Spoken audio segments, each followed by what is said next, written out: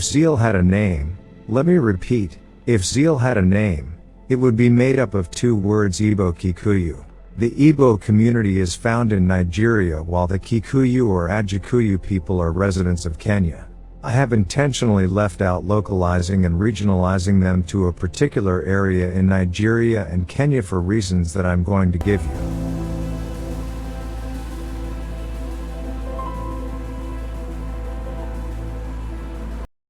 And there was a time King Nimrod wanted to be famous, so he convinced the people of Babylon to build a great tower that would reach heaven. God looked down and saw people were becoming prideful as they laid the bricks and decided to come down and mix up their language so they couldn't understand each other. It is believed that it was this time ethnic communities now famously known as tribe were born and people spread all over the world, speaking different languages. In Africa, ethnic communities are more pronounced than in Western world. Now sit back, relax, and let me give an account of how the Igbo ethnic community compares with the Kikuyu people of Kenya. If zeal had a name, let me repeat, if zeal had a name, it would be made up of two words: Igbo Kikuyu. The Igbo community is found in Nigeria, while the Kikuyu or Ajikuyu people are residents of Kenya. I have intentionally left out localizing and regionalizing them to a particular area in Nigeria and Kenya for reasons that I'm going to give you. The reason why I didn't want to localize Igbo people to southeastern Nigeria is because, if you go to north, south, east, west or central of Nigeria, you will find Igbo people doing business. They would probably be even settled in the most remote areas of Nigeria doing what they do best: trade. The same case applies to the Ajikuyu communities in Kenya. They are also traders in all corners of Kenya, even in the most remote areas, and if you are keen, you would find them in your village settled and doing farming or trade, even speaking the local language as if they were born there. Before you say I'm exaggerating, let me say that the Igbos and Kikuyu people are traders and thrive in delivering goods and services throughout the world. To be precise, the Igbo and Kikuyu people of Kenya are very hardworking and business-minded.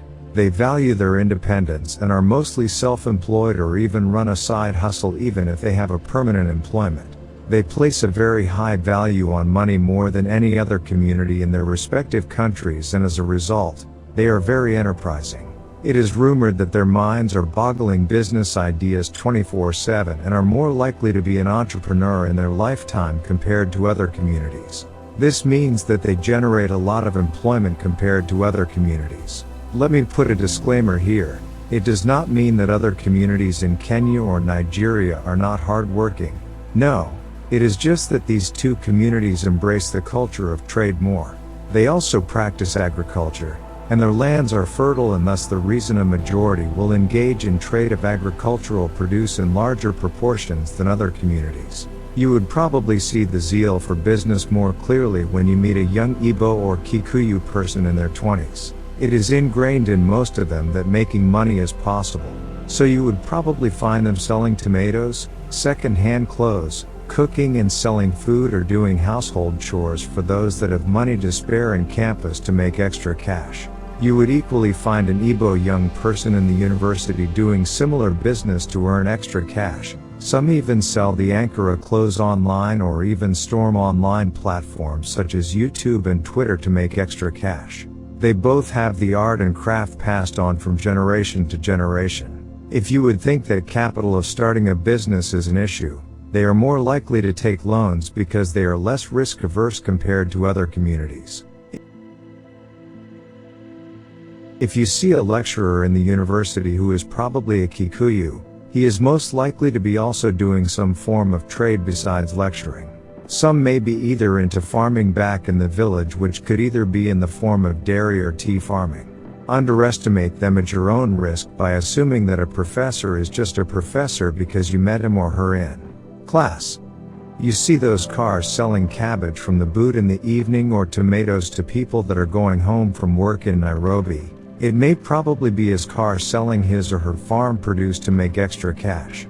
Have you even thought about all the tailors doing the Ankara or the famous Nigerian outfits? It would probably be an Igbo man or woman.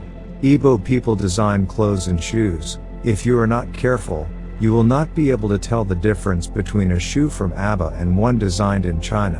When it comes to making money, the Igbo and the Kikuyu people of Kenya do not mince their words or actions. Outside of their countries, the trade and art of doing business does not get off their minds. If you have gone to America or UK and found a restaurant with Kenyan delicacies, you would probably find the owner being a Kikuyu person.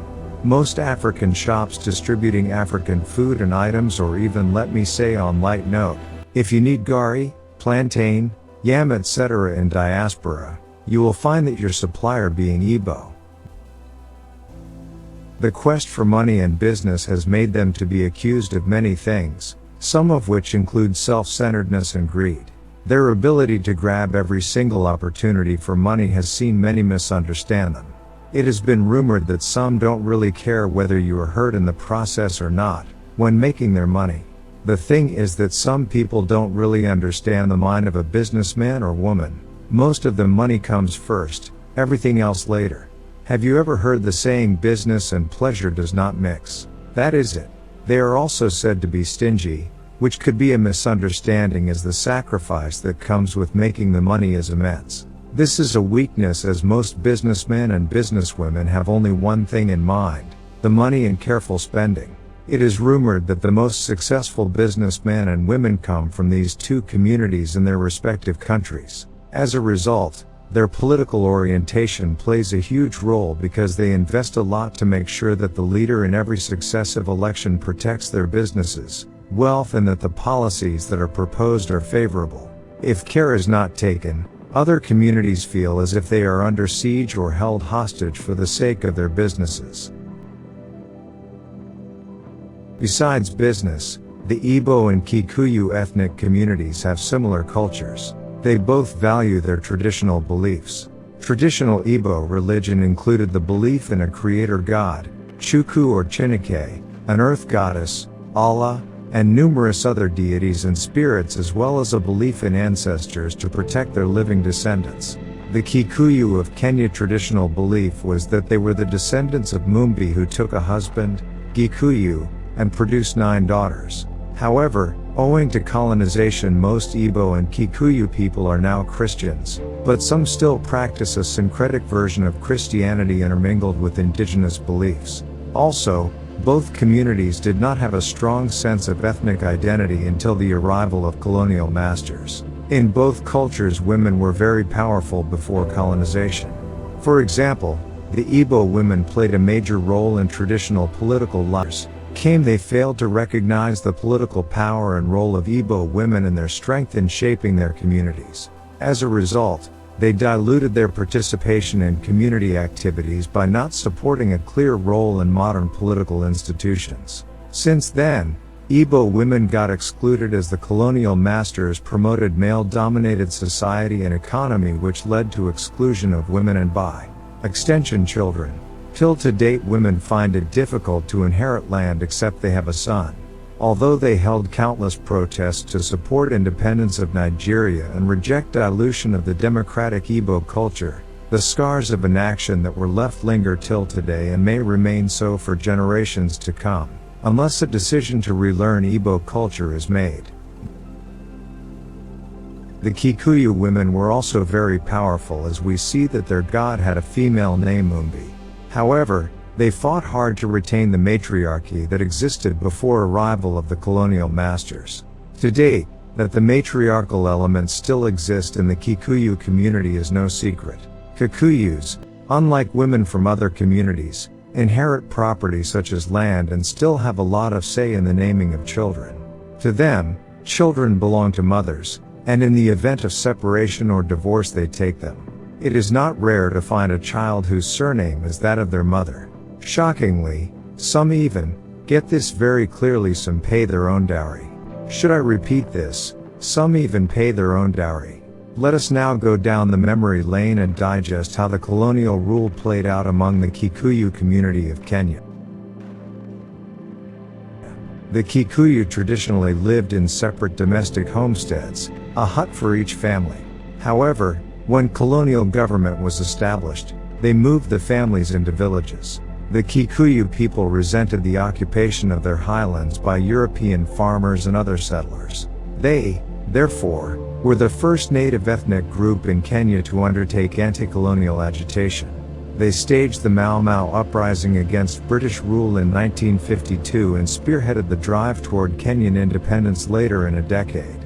During the colonial rule and during the fight for independence, the Kikuyu women supported the men by providing food, administering oaths, and even sometimes they joined the rebels and fought alongside them for freedom. They also took care of children and siblings while their husbands, fathers and brothers were away in the forest fighting. Women in some instances would take oath of secrecy together with their husbands not to disclose details of their whereabouts and the activities of Mau Mau. Overall, the Kikuyus became the economic and political elite of independent Kenya. Just to conclude this podcast, let me say that we have so much to say about these two communities that we cannot finish in one video. When you meet a foreigner and you are a Kenyan, the question that will pop up so fast is, are you Kikuyu or Luo? And if you are Nigerian, the question would be, which part of Nigeria do you come from? Or are you Igbo or Yoruba? It is the sibling rival between these communities in their respective countries that makes them agitated before answering these questions, that you need to watch for in the next video. We, at Discover Love and Revive, are not ready to take the back seat. We will continue to bring the long lacking consensus in Africa by re-examining the topic of tribe that is very immortal. Stay tuned and keep making the popcorns, because we will keep you informed in a way you have never imagined before. No doubt, we truly must relearn, reprogram and deal head-on with the ethnic stereotypes.